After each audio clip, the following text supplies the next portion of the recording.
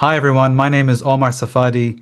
I am a mindset and results coach, and I am thrilled to be on the online prosperity show where I talk a little bit about myself and about my coaching and my life journey through corporate career and life and burnout, and what led me to finally finding my purpose in starting my coaching business to help others who have a similar path in life avoid burnout, find purpose, and really do things that they love and are meaningful for them in life. I hope you enjoy the show, and I'll see you in there soon.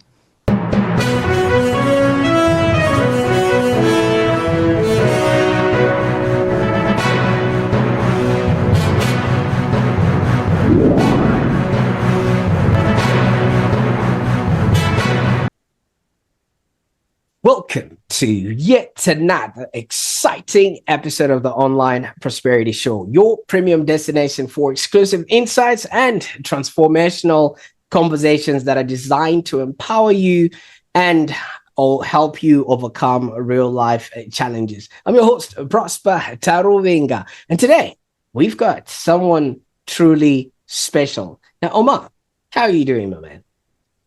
I'm good, thank you, sir. How are you? Thank you for having Fantastic. me. Thank you so much. Now, for those that are tuning in and watching this, Omar Safadi is the founder of Coaching for Real Results. Now, Omar himself spent nearly 15 years climbing the high stakes ladder in corporate consulting and mergers and acquisitions, only for him to hit a breaking point, which then led him down a very, very powerful path of purpose. Now, we're going to expect a few candid stories, practical strategies, and also honest reflections that will resonate deeply with anyone that feels misaligned, especially in their career and their life. And we're going to dive into Omar's outlook and also the burnout that he faced. And at some point, we'll be looking at the breakthrough that, he then realized himself. And something that I also discovered, he is now become a fractional jazz singer at age 40. And also we're going to be looking at those breakthrough methods he now uses to guide people towards joy, confidence, and unconditional worth. I know there's going to be laughter, there's going to be tension, but in the end, I know you're going to be inspired and maybe even ready to take on your own specific leap. Now, Omar, I could go on and talk about things that I'm not even qualified to talk about. Your journey came from boardrooms to jazz clubs. Could you maybe paint a little bit of a picture of what life was like, in the lead up to your breakthrough? Yeah, so I started like many people that I know and have encountered over the years, where we want to have a great career, we want to make our parents proud, and we want to be successful. And that's really the origin of the consulting career and working in M&A and corporate finance. And for many of us, we start with this drive and this ambition, but sometimes at some point we realize that what we're doing, as you said, the perfect word was misalignment. We start to realize that what we're doing is not really a reflection of who we are deep down. And the backstory to this is what I always wanted to study deep down was psychology. I've been, I guess you can say, a psychologist to everyone around me when I was still a kid myself. And I always knew that this is the kind of thing that I can really be great at and would really give me that sense of fulfillment and purpose for sure. But when came the time to choose my qualification, what I'm going to study, the forces of nature at the time that in a way influenced a lot of my decisions, I found myself that if I go down the path of psychology, I won't have the approval of someone that was basically my father. He was a very influential person in my life, and I wanted to study psychology, and basically I was told that you will not be successful if you study something like that. No one, back then, I'm born in Jordan, and at the time and in that country, no one went to see psychologists. The stigma was still there, and success was a big thing. And if you're not successful, if you don't really always make those around you proud, then you're really not good enough, I guess. That's in a way the theme, that mistakes and failure mean worth. It equates with whether the person is worthy or not.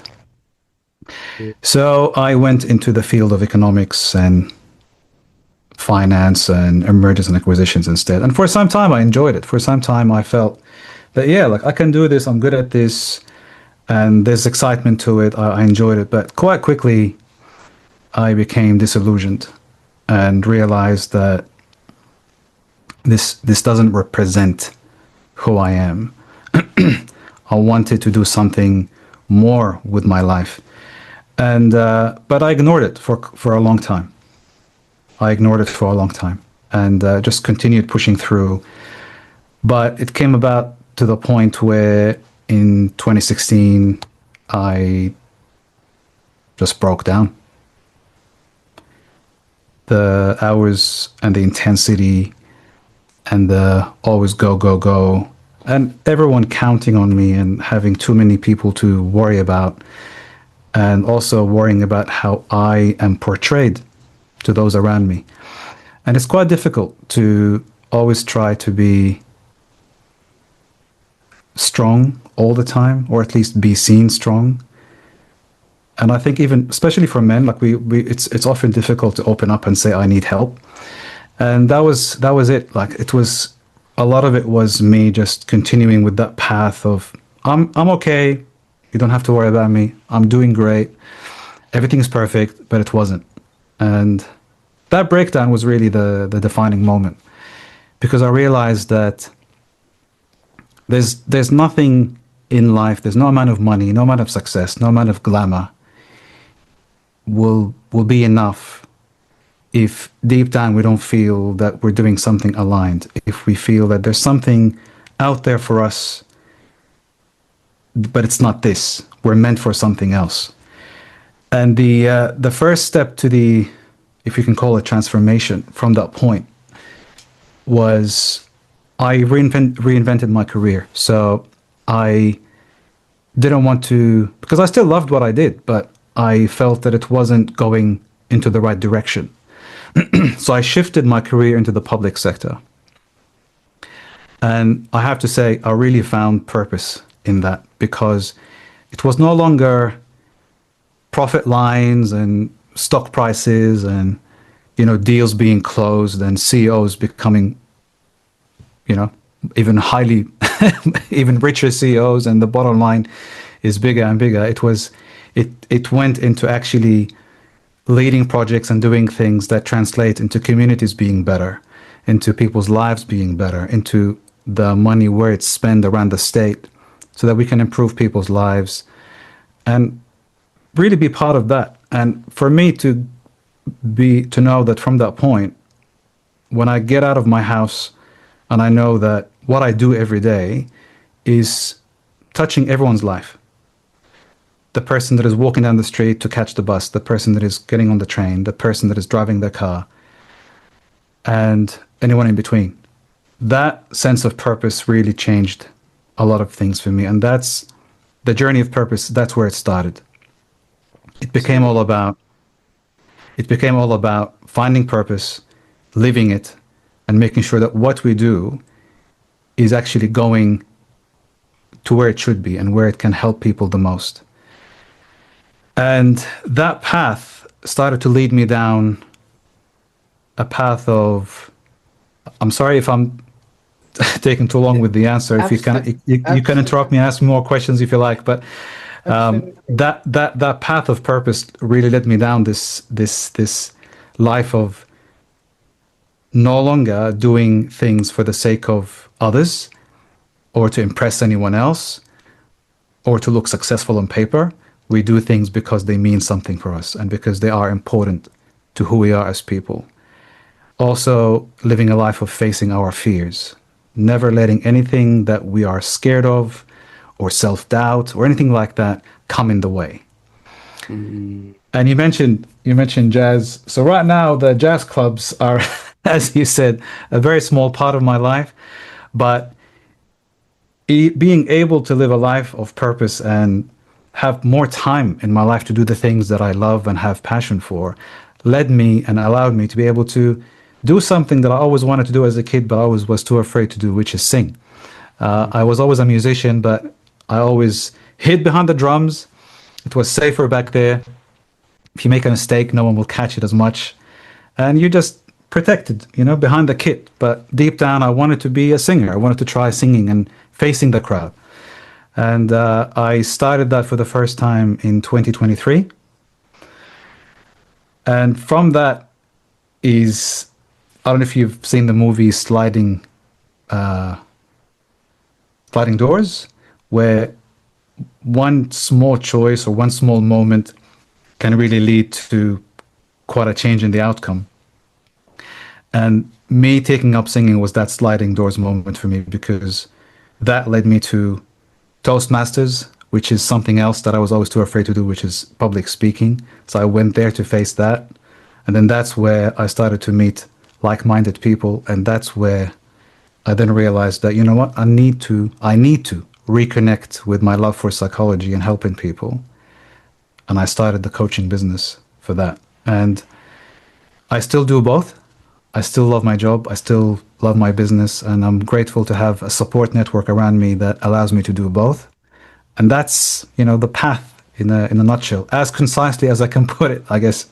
Well, absolutely. Well, thank you so much for taking us on that journey. I mean, obviously, you can't put a whole 40 years into 4 minutes, you know what I mean? So, this is the best that you could do on short notice. And I really appreciate you taking us through all of that. Now, there's something that I heard when you were speaking. I heard the young Omar, who obviously knowing what sort of the Jordanian sort of culture is, it's like a vibrant mix of Arabic and Islamic traditions, and it's influenced by a lot of history. There's a lot of civilization crossroads that are in that particular culture, and there's obviously warm hospitality, strong emphasis on family, and there's all that blend of traditional and modern customs. I want us to go to the young Omar who was standing in front of people and being that psychologist and in that blend of culture and things of that nature. Just walk us through what was it like growing up for you? Uh, Jordan is one of those places that when you look it up, you just see Petra and you see a bit of history, and it's definitely has its historic parts. But for me, when I hear that word, I just think of my friends. I just think of the people that I went to school with. I think of my cousins. I think of always visiting my grandparents' place. My network was always very small. I'm someone who loves, or at least I find that the person that I am, I prefer a small group of really, really close people than many, many people, but that you can maybe call just acquaintances or not really close. So I always had my tight knit group of people. That was always my cousins, my grandparents, and my mom, my brother, my father for some time. And growing up in that environment, life wasn't really that easy. I mean, now I like to just think of the happy moments, but they weren't that many happy moments. Growing up wasn't easy. There was a lot of it was a broken home, and I had a complicated relationship with my dad. I love my father, but it wasn't easy growing up. Just meeting the expectations. There was always relentless high expectations, constant criticism. That wasn't easy for that time. And my group of friends, that I still have today. I met them when I was about 11. And when I say psychologist, I always had this knack for understanding people and what they feel and why they feel that way, or what is standing in their way, what is blocking them, and just really being able to empathize and understand where they come from. Mm. And I remember my friends would always tell me, like, you always sound more grown up than, people our age.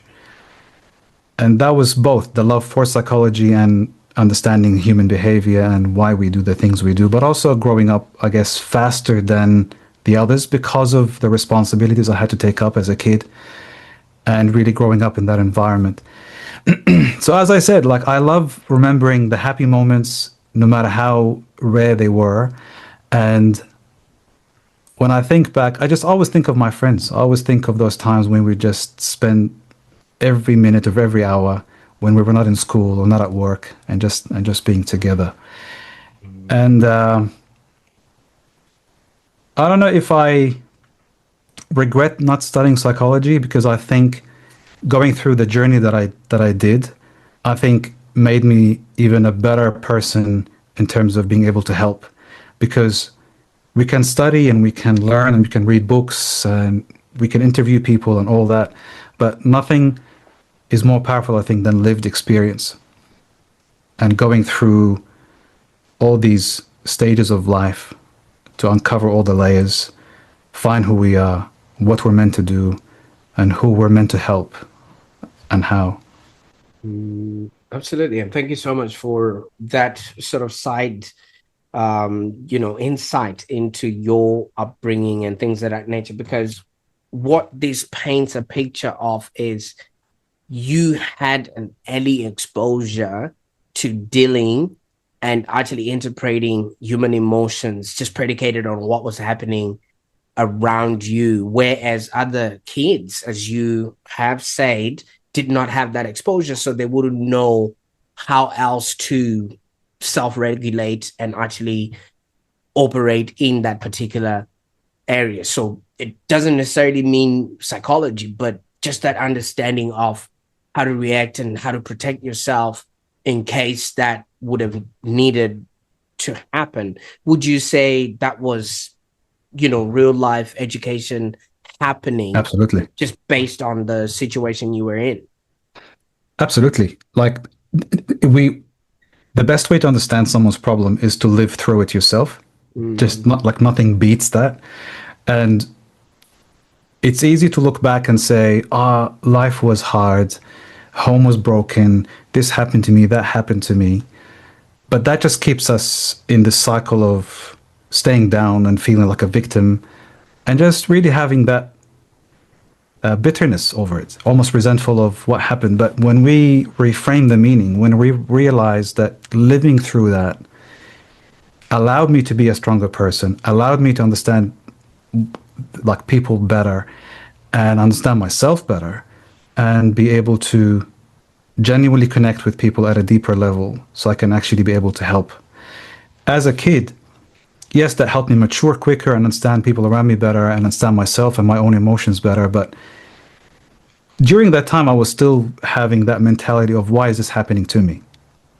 And even later in life, when things didn't go the way I wanted, the reflection would be, why is this happening to me? Why me? Why always me? Why does this keep happening? Why is everyone else okay but not me? And very quickly I realized that it's easy to think that way, and we think there's something in it when we try to go there to just blame the world, but that just keeps us down. That just almost makes it impossible to change the situation, because we just keep thinking that the power lies in the outside world and not within us.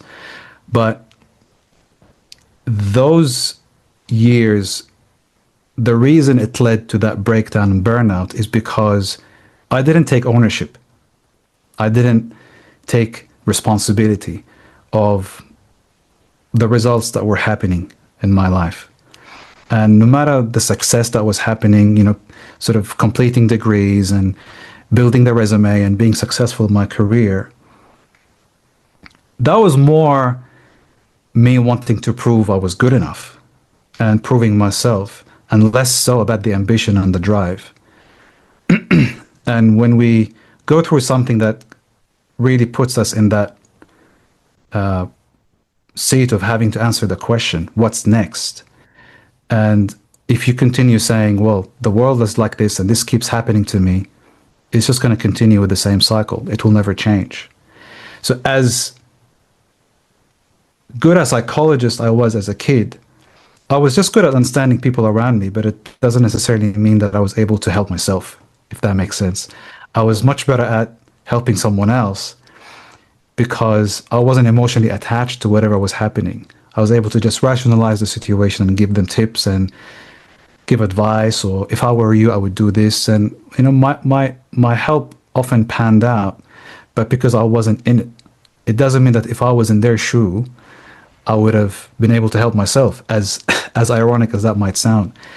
I had to go through my own journey of taking ownership of my life and no longer blaming the past, to really be able to help people, to really start to not just help myself and help people, but actually be able to use all that to communicate to people that no matter what happens, you still have the power.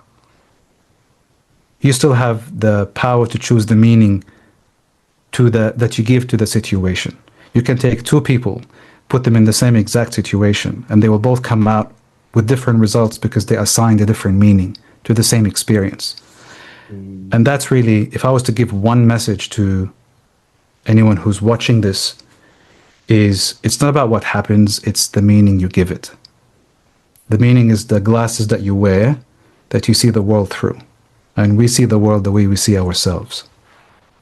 Oh, If we think we're a victim, or if we think that bad things happen to me, they will keep happening, because that's the filter we have. And if we take power and we take ownership and we say, no, I decide what happens, I decide the meaning, immediately we have the power. Immediately we can then decide what happens next. absolutely. And thank you so much for that. Now, as you said, two people may be in the same situation, but they have completely different views. There's a meme that usually goes on social media where people are on the bus and one person is on the side where the mountain is and the other one is on the side where the valley is, and they have a very different view and perspective of what that journey is sort of taking them to. Now, you did highlight there was a brother, or you have a brother, in your family and things of that nature.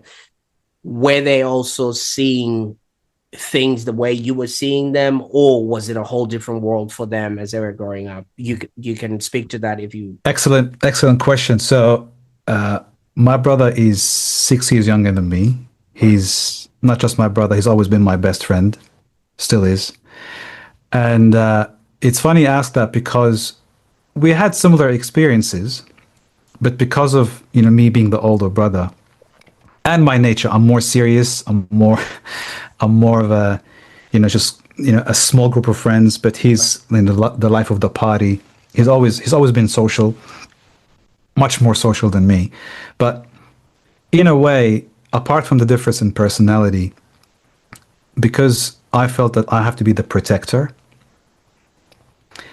I kind of started to become like a dad, like a father, more than a brother, which in my head at the time I was doing the right thing, but I don't think I necessarily was really doing the right thing, because the relationship became a bit always protective and always, kind of like telling him what to do, what not to do. And it's not easy, no matter how well-meaning I was, to really deal with that. And because we went through a similar life, we had pretty much the same situation. We lived through it together. He and I dealt with it differently. He is a life lover. He's always looking for ways to have more joy in life. I went a bit differently. I kind of closed up a bit growing up, and took that more negative view on things. And then you could see it play out in our life where he continued to build this wonderful network of friends, and my world kind of got smaller over time, which again is a reflection of that mentality of, just work, work, work, career, success, build a resume, no time for anything else, and proving myself I can do this. And at the end of the day, if we're not enjoying what we're doing, it doesn't matter how successful we are. And looking at him now, like I mean, I've always been proud of him, and I will always be proud. I could never be more proud. And our relationship has withstood all the difficulties throughout life. And when I moved to Australia, we moved together. So that unity continued. I like that you asked me about him because he's also part of my very small but very solid support structure that I have. When I went through what I went through a few years ago, he was the first person there all the time, every time.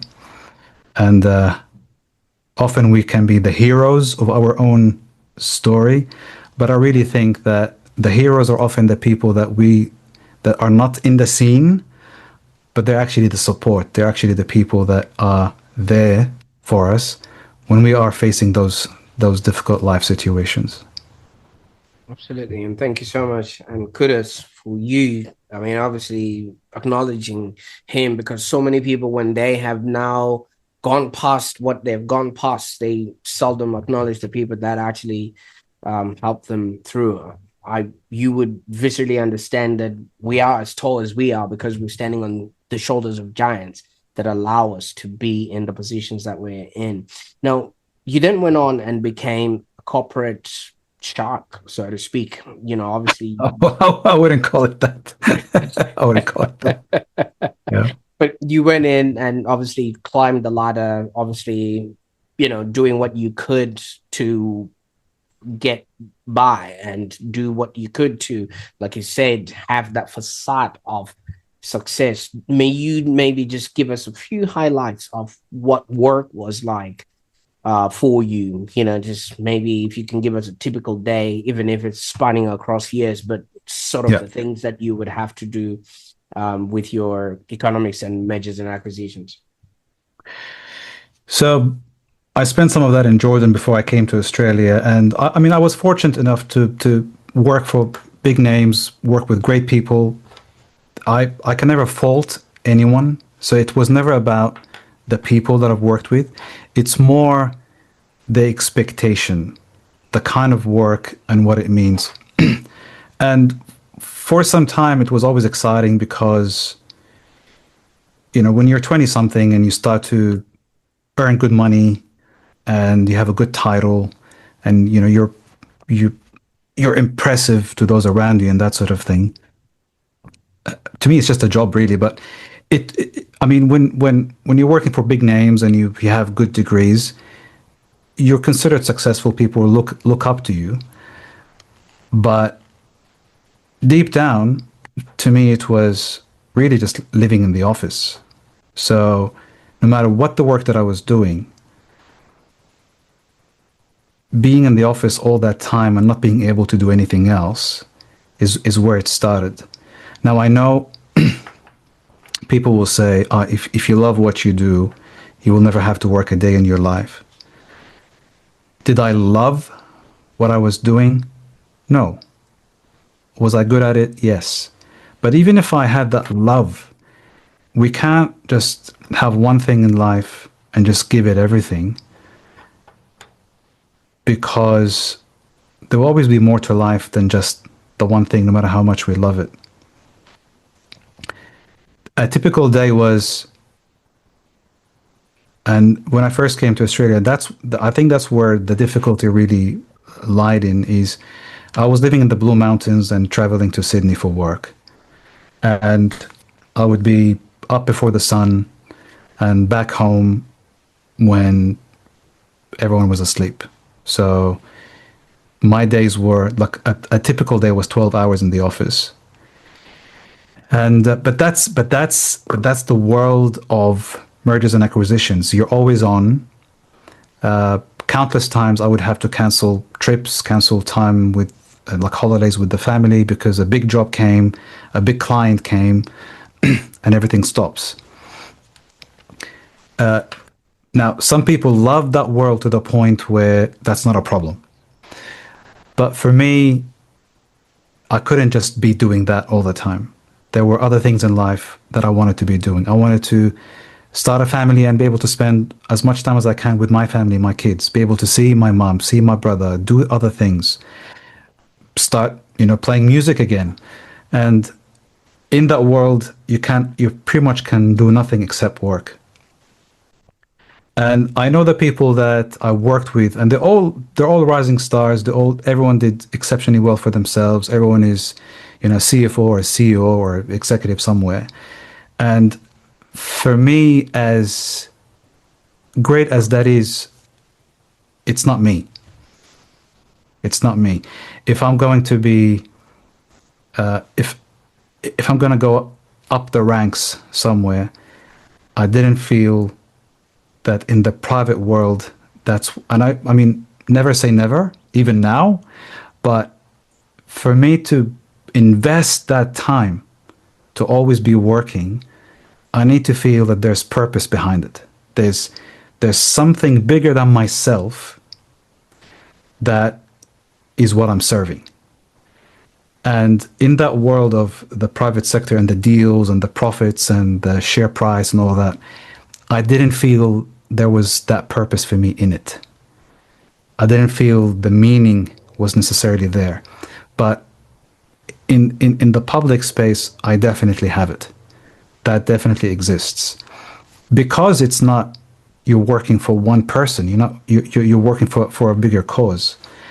And then when I added the coaching business to it, then now pretty much I'm actually fortunate and grateful to say that every minute of my life is filled with purpose, because if I'm not working, if I'm not in my coaching business, I'm being a husband and a father, and all these give me a sense of purpose in my life. And if I stayed in just one world of always working in an office, I wouldn't have that. I wouldn't be able to play music or go become a speaker or start writing and potentially get published soon. So that is where it all started, realizing that all my time is going to one thing, and that one thing is not giving me that sense of meaning. Absolutely. And thank you so much for taking us there. Now, burnout feels, sounds, tastes different depending on the person and the scenario and circumstances that people start experiencing. Now, you were sort of hinting towards it. How did you notice that this is now happening, and what was around you? Because a lot of people don't realize up until the systems actually come to a grinding halt. So were there any warning signs, or was there? So that's what happened with me actually. And I don't know if it's and I'm sorry if this offends anyone, but I think men are different when it comes to this. Women are much better at sharing, opening up, saying what they feel. I think men typically take pride in just going on and not saying anything. So were there warning signs? When I look back in hindsight, yeah, of course there were. And they would be, you're just getting more and more tired, having to put more and more energy doing the same thing, not being able to perform at the gym. The mood starts to become low. The weekend comes and you just don't want to do anything. You just want to rest. Just so much. You start to sacrifice time with people because you're not in a good mood. So you're like, I don't want to put them through that. And but for me, it definitely came and almost jumped out of nowhere, where, as you said, the system just came to a halt. And breakdowns, like, we hear about them, we see them in the movies, but living them is actually very different. And they're definitely scary, because one day you're like this able person and everything's is like, you can do anything, and you feel that no matter how difficult life is, you're unstoppable. And then the next day you're like, I just can't do this anymore. And I lost I lost 12 kilos in only a few weeks, a couple of weeks. It was I couldn't, it was hard to get out of bed. So it's not fun, that's for sure. And the burnout for me was definitely something that I didn't see coming. So if I was to say anything to people is, don't wait for the signs to be in hindsight. By all means, watch your energy levels, watch your mood, watch if you're still enjoying the things that you used to enjoy, and see if you're still spending time with the people you love, or are you starting to avoid people because of just how you feel. I hope I answered your question, because I really want people to not let it be a surprise and be Oh, on top of it. absolutely. I don't know if you've seen this or they still do it on the cars, but my car doesn't have it. Have you ever seen in the side mirrors, it says objects appear closer than they actually are, you know? Yeah. So sometimes you might actually really need to do a head check, because sometimes if you're just looking at what's, like you said, you were a public success, but a private, sort of like you didn't feel adequate in your own sort of way and things of that nature. Yep. In moving around, people will be like, you should be like Omar, but deep down you were like, please don't. You don't want this, things of Yeah. that nature. Now, you went on and reinvented your career into the public sector. Did this take you time to then really see that this was going to inhibit you moving forward, or did you see anyone with any other people that got involved in you actually making this change in your career? Uh, the way it happened was, in a way, like, part of my work in consulting, I did also do projects for government. So the work with government wasn't foreign to me in a sense, but it was never on the radar. And going through that time where I stepped away to just have that break that I needed, it was really just through connecting with a few people that I've known in the past, where this opportunity came about. And to me, it was potentially just a contract that will finish in a year. That's how it started. And I thought, look, I want to be busy again. I want to go back to work, and this looks pretty interesting. Like, it's 12 months of a project where I will be going everywhere within transport, New South Wales, and pretty much meeting everyone internally to be able to deliver this project. And that could not have come at a better time. And quite often, we don't know what we need, but it just comes. It Mm. just comes to us. And that was one of these moments. And that contract became the thing where I just joined. I finished my contract and became part of transport. And I've been there for what, 6 7 years now. So how it happened, it really just almost the universe. If you believe in the universe doing things, I sometimes like to think so, but it just happened. So the steps just lined up in front of me, and I just acted on it, and it happened, and I could not be more grateful. Absolutely. But you see, the one thing about it all is, I don't know if you've ever heard of what's called the reticular activated system, where obviously you start seeing red everywhere you go, just because maybe you bought a red car, or Yep. something that you really like is the color red, right? And Yep. before you know it, signs start showing to you that, wait a minute, that is what we need to be focusing on. So would you say at that particular moment your brain had now been sort of opened up to the fact that this could not be the path, and if we don't take a detour, we might actually be cruising for a bruising, because so many people are winning the race to the bottom, and they're literally going at it, wanting just to win something, but it's a Yeah. race to the bottom. Yeah. Now, uh, when you put it that way, and I like the analogy, I actually wrote something about this, about confirmation bias and red car theory, which is if someone says, "Have you seen a red car today?" You say no, and then for the next few hours, all you see is red cars around you because now your brain is primed to see that. Was my brain primed, in a sense, to go for that opportunity?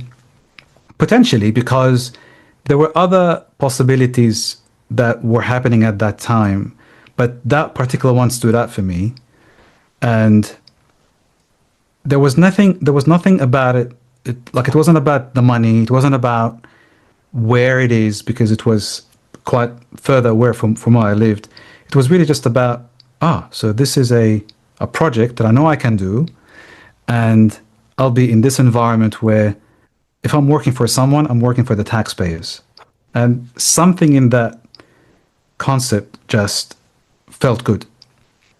It felt Mm. good to think, I'm working for every single person out there, including myself, because I'm also a taxpayer. So I'm working for the people. There was something romantic about it, something poetic about the idea, even though it's still numbers, it's still projects, it's still consulting, it's still investments, all that. But the feeling was different. And that's, in a way, the concept, the analogy of the bus.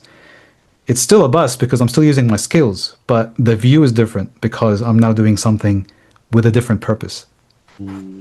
Absolutely. And obviously you've gone on and are now helping others, especially people that are, at the cusp or going through their own burnout and things like that. Could you maybe share with us what it is that you now do, and especially one of the specific methods in vital breakthrough coaching that you Yeah. help your clients, especially with that misalignment, that everybody has, where they think what they're doing is what they're supposed to do, but there's a chasm Yeah. between, who they are and the very thing they're supposed to be doing. Excellent, excellent question. I when when you start when you go into the world of coaching, I think a normal tendency is to think we want to just help everyone because we can, and we think because we have the tools, right? But to help more people and to help more people faster is knowing who can we help the best, or you can think of it as niche, if you will. But it's really who's the person that I can help the best, and through reflection as well as really common practices in coaching, your ideal client is a younger version of yourself, or someone who's gone through a similar journey or facing a similar problem. And that just like, yep, easy. Because if someone wants to reinvent their career or start a business or start their own thing that gives them that purpose, I know I can help them because I've lived it. I've gone through it. I've done the thing. And now plus the experience in strategy and actually having the tools to not just theory, but how to make things happen, and being able to understand the problem. The journey that I help my clients with is really a very similar one to mine, where people that know, like, they're successful, things are good, there's nothing wrong with life, but they know there's something different. There's something different for them. They're meant for something else, and they're tired doing what they're doing now. They're burning out. Their time is spent on work, and quite often, what stands in people's way is really just mindset. Is really understanding themselves better, what they actually want, what ultimately is meaningful for them, not for others. So not living someone else's version of success, but actually finding their own, and then making that happen. And I'm glad to say that so Vital Breakthrough is my 8-week program that I help people with. And as examples, I have some of my clients wanted to not necessarily reinvent their career, still have the career, but there's something else they want to do. They want to add to their life. They have a mission, a project, or a business, or they want to leave the employee world and start their own thing, or stay employed, still do something where they get paid and have a predictable income, but do something they actually love and enjoy. And there's no one size fits all, but the core seems to be that everyone feels like, well, things are good. I can't complain, but I'm just not fulfilled. I'm not happy. I'm not inspired. There's something else I want for myself, but I just don't know what it is, don't know how to get it, don't know how to find it, don't believe in myself enough to be able to do it. And that's what I'm grateful for, which is being able to help people through that, thanks to the skills, thanks to the experience, but also thanks to my lived experience with it. Oh, absolutely. And obviously, if you're watching this right now or listening to this and you've maybe stood at a career crossroads, I want you to leave a comment in the bottom there, just telling us, what your experience was. Let's join the conversation and help each other grow in ways that would help us reinvent our careers. Now, back to you, Omar. Now, obviously, a lot of people, like we've said, don't quite see this coming, or there's, like you experience, societal expectations that expect them to be a certain kind of person or a certain kind of being, just predicated on their gender or cultural norms and things of that nature. Have there been sort of any misconceptions about maybe coaching or burnout recovery that you've had to actually debunk for your clients? Because sometimes, like you did mention, psychology had a stigma around it. Now, can you imagine going to a coach so you can recover from burnout and things of that nature? Yeah. Is there something that you've experienced along those lines? I wouldn't say in any meaningful way or in any material way. And I think because coaching is quite forward focused, and I think now, even if I was to go back in time, would I study psychology? Maybe not. Who knows? Because it's easy to stay in the past when we're talking therapy and psychology. And of course, like every discipline has its own merit. But what drew me to coaching and what I love about coaching is that it's forward.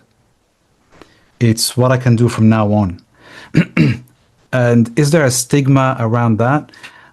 Not really, no. I think it depends maybe on the type of coaching as well, because coaching is just one big umbrella, and then underneath that there's all kinds of coaching. So I know coaches myself who deal with addiction, help people with addiction. Is there still stigma there? Yes, because whether someone goes to a psychologist or a coach, they might not feel comfortable admitting that they have that issue.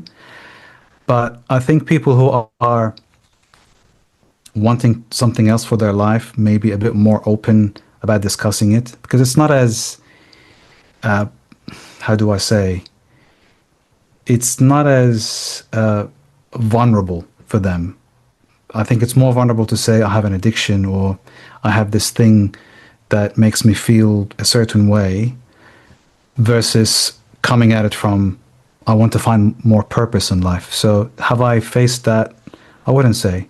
I wouldn't say I've seen stigma in it, which is great. I mean, a few years ago, coaching was probably considered just a whatever type of service, because technically anyone could call themselves a coach still today. But now I'm starting to see that thankfully that people take it quite seriously. I looked at coaching more than 10 years ago, and at the time it didn't connect for me. It didn't connect. Just knowing that anyone could become a coach, it didn't really make me feel this can be a real thing. But having gone through what I've gone through, it's absolutely a real thing. Now, Omar, obviously, I mean, I'm just really playing the devil's advocate here. So half of the time, you know, you did mention that, obviously coaching is forward facing. You're getting people to connect with their future self and not necessarily the past that they are coming from. I think it was Bill Gates that mentioned the statement that most people overestimate what they can do in 1 year, and they underestimate what they are capable of in 10 years. I just sort of paraphrased that a little bit. So how do you then help clients to recognize the light within themselves rather than relying on you to maybe give it to them, or maybe handhold them and show them what's possible Yeah, for them? great question.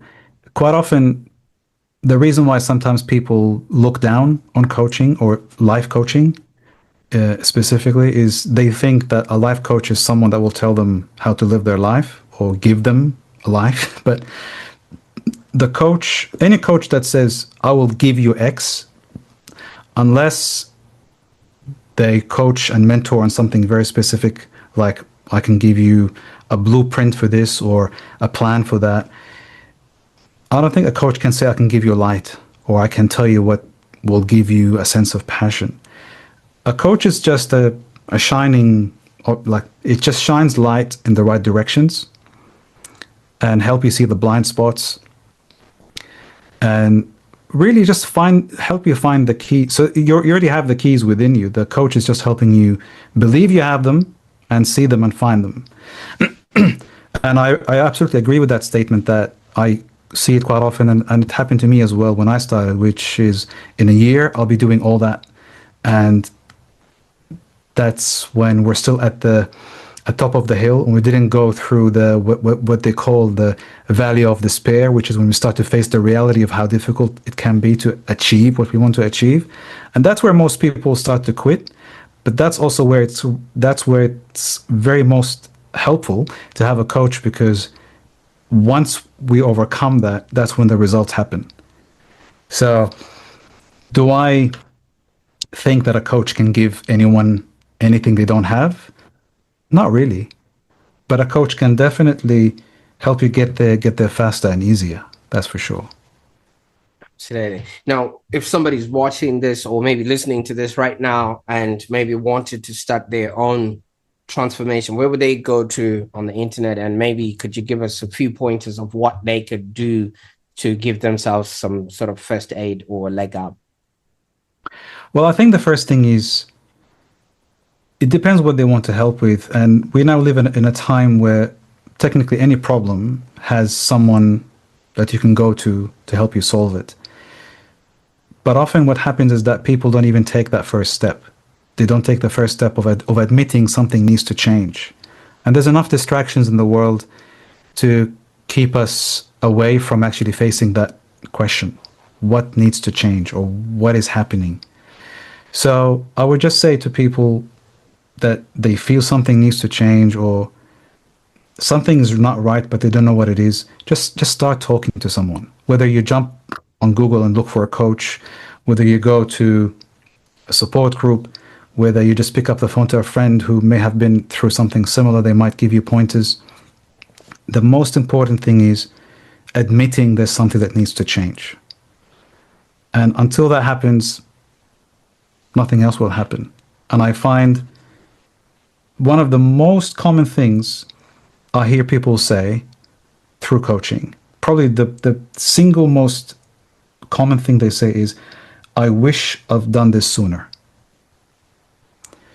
They always tell you that they knew something needed to change, but they just didn't act on it until they did. And once they did, they thought, I wish I've done it sooner. So always take action. Doesn't matter what kind of action. Action will never be perfect. But if there's something that needs to change, first admit it to yourself. Until you do, nothing will ever change. Until you admit something needs to change, you can't change anything. Admit it to yourself, talk to someone. So nothing changes if nothing changes. You know, that's just the way things work. Now, we did give an analogy of a car, you know, the rearview mirrors with the line that says objects might appear closer than you think. There's also something about a car, the check engine lights, you know, when it starts popping up. I think car manufacturers should just write there to say, this is going to cost you. All right. Yeah. So for people who have now started to see that check engine light, and maybe this podcast is that check engine light for them, where can they go to and maybe start a conversation with you, and what can they expect? If someone wants to talk to me, I mean, I don't know if you can drop the website in there. So omarsafadi.com.au. You can book a free strategy session with me where we can talk about what's happening. That's 45 minutes of your time, costs you nothing, it's free of charge. And is there a catch? Well, I mean, if there's a good fit and I know that I can help you, I would tell the person how that might look like, what sort of programs I have and what sort of coaching I do. But regardless, being able to, I think, being able to help someone have more clarity, which is the minimum they leave with, is enough value for someone to still jump on a call and have that honest chat, have that honest conversation. So, free of charge, they can book through the website. I hope there's a way to put even the booking link in there, in the description to the video. And yeah, I mean, it doesn't, just because you jumped on a call with someone who at the end might offer you their services, it doesn't mean that it's something to start to avoid, because take advantage of it. Like, even whether you want to work with the person or not, whether you might not be ready for coaching, you might need a different service, you need someone that can actually help you see that. I've had people come who wanted coaching. They genuinely thought, I want to sign up to have a coach in my life that can help me achieve one, two, or three. Through conversation and through uncovering what's happening, I recommended a particular person to speak to that happened to be a therapist, because I felt, and it's not advice, but it's just a suggestion. Maybe you should explore this first. There might be more value there.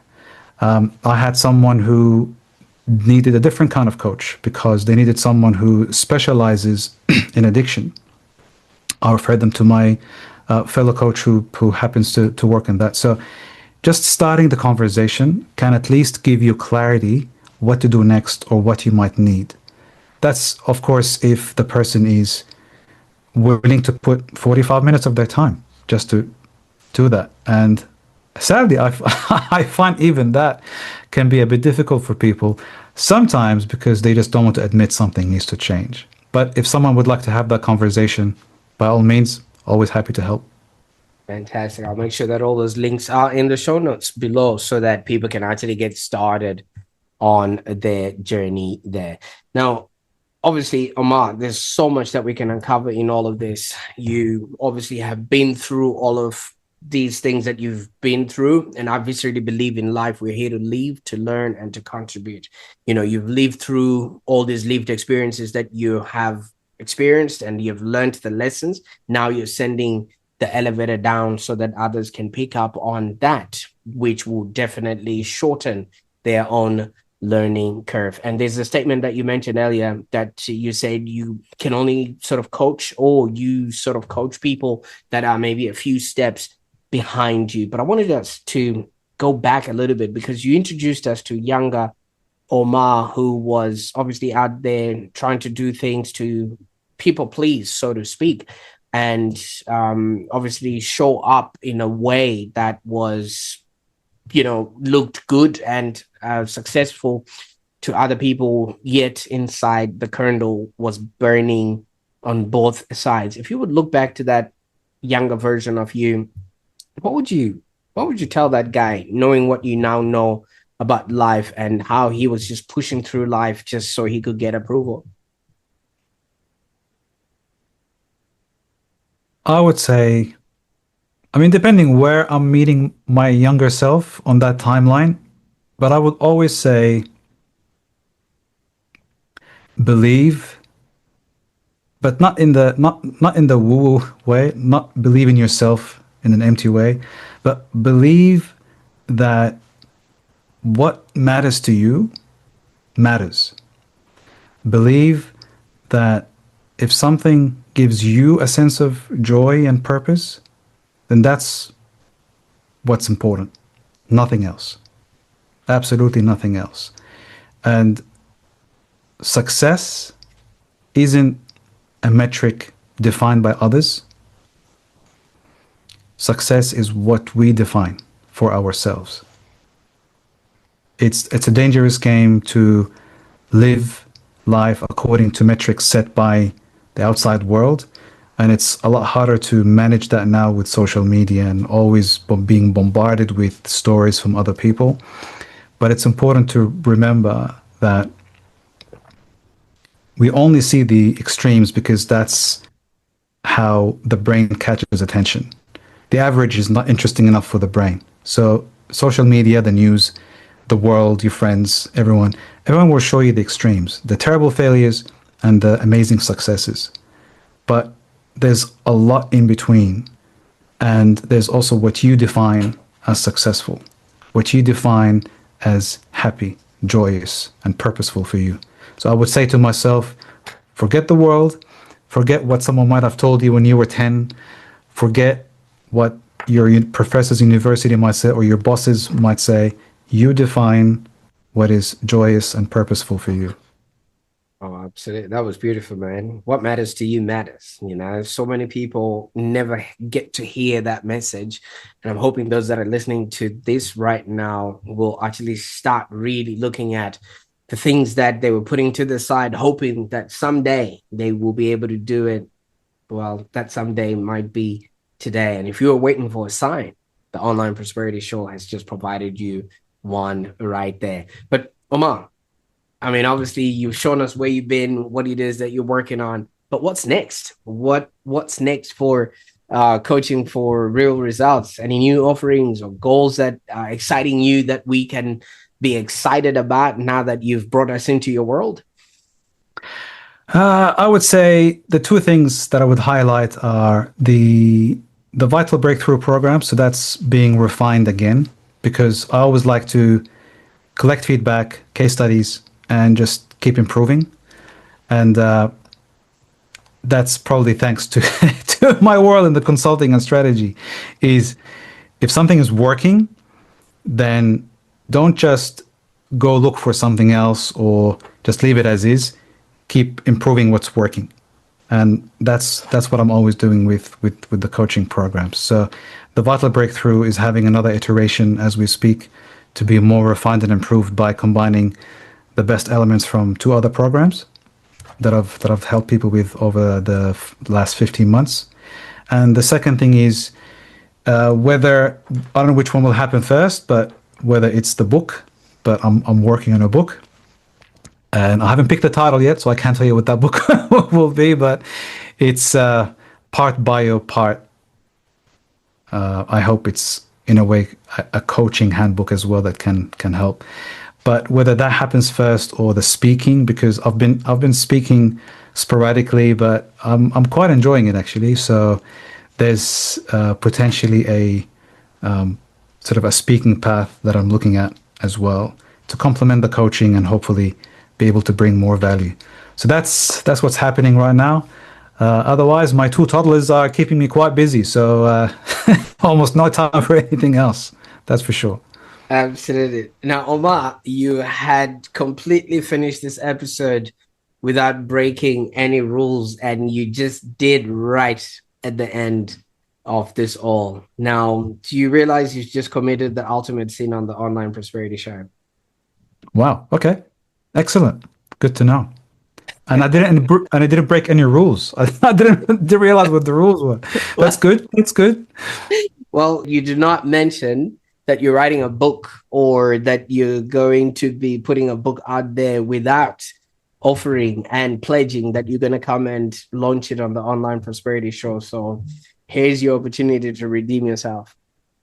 Ah, so the book is really just so far scribbles on a paper. That's why I say I don't know if that's going to be first, But but that's okay. That's all right. Whenever you're ready, you're welcome to come and showcase it on the Online Prosperity Show. okay, I can. I'm not sure how like what's happening there. I didn't realize there's something around books. It's a thought that I have right now, That's all right. whether it will happen or not or how. But I hope I'm not pledging anything because I I definitely not ready to do that. Not a problem. Not a problem. Well, that about wraps up an eye-opening episode of the Online Prosperity Show right there with Omar Safadi. And as you have been following along, he's journeying from corporate breakdown to the jazz singing burnout coach shows us how powerful purpose truly is. We actually explored the relatable pain and surprising solutions, and also the real shift that makes this sort of transformation a stick. So, if today's discussion really resonated with you, which I know it will with a lot of people, and you are now ready for a life that is aligned with your own values, I encourage you to visit omarsafadi.com.au. I will be putting all those links in the show notes below, and check out his vital breakthrough coaching program, or just connect with him on Instagram and see what it is that he's posting out there. He did mention there's going to be a book out, and also a visit to his courses, so you will be getting the best of the best, since he now is working with data. And if you're happy with what we're doing here on the Online Prosperity Show, please join us for our next episode, where we are going to be talking about cultivating a happier existence. And I think it's already showing to the side there. Just click that link and go to the next episode, because we're going to be talking about creativity and intention. And if you're still watching right now, I encourage you to maybe share this episode with someone that you know is probably going through or is at the verge of some sort of burnout. And if they are longing for alignment, please just slide this to their DMs. They might actually get a recourse or help from what we just discussed here. And if somebody has shared this with you, the next time you see them, just give them a big hug, because they're seeing something in you that you can't see in yourself. And finally, I can't wait to see what you're going to do with this information. If Omar's journey has inspired you, just drop a comment below and let us know that you've also been there, or you've helped somebody who was almost about to get there. Until next time, thank you so much for listening. I'll see you next time on the Online Prosperity Show. Bye for now.